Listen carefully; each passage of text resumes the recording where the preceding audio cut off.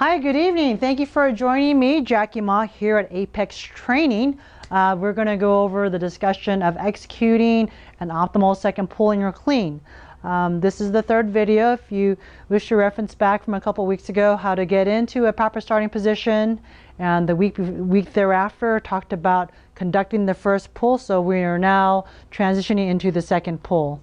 Again, there are different schools of thought on how to perform the second pull. This works best for me. There might be some variation depending on your coaching or the modeling that your country supports. So it just depends on your background. So, but again, my best clean in my competitive years was 110 kilos, weighing 73 kilos. So in standard measurement, that's a 220-pound clean weighing about 160 pounds.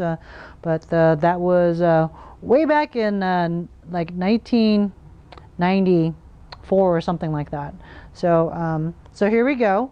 And we're going to go into second pull. I'm going to get into my second pull position. Remember to utilize your hook grip. I'm using a 15-kilogram women's Bella bar from Rogue. The men's bar is about a foot longer and 25% heavier. I think for teaching purposes, we're going to stay with the 15-kilogram women's barbell. Okay, so we are now leaving first pull. We completed first pull. We're heading to second pull. And so at this point in time, your lats are still firing, your hamstring is still engaged. You have to engage the hamstring so it gets your knees out of the way to keep the bar in a straight trajectory.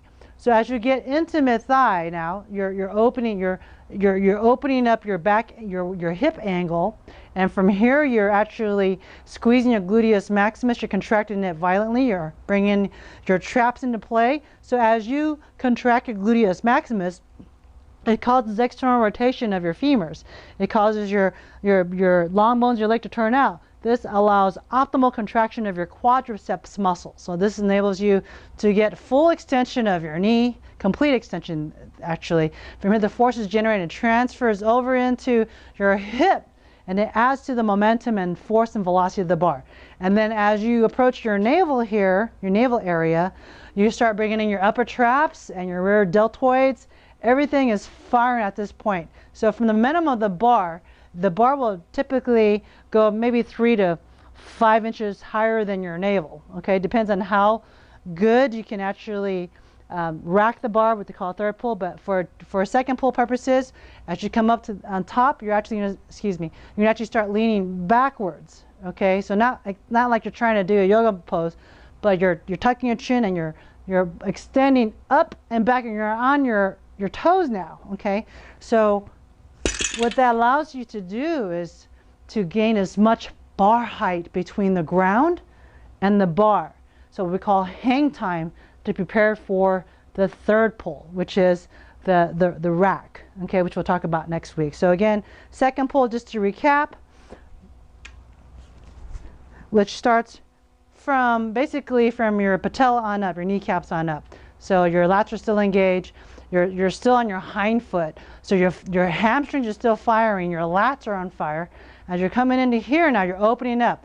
Now what's happening is you're starting to engage the quads, okay? Which are major force generator, knee extensor.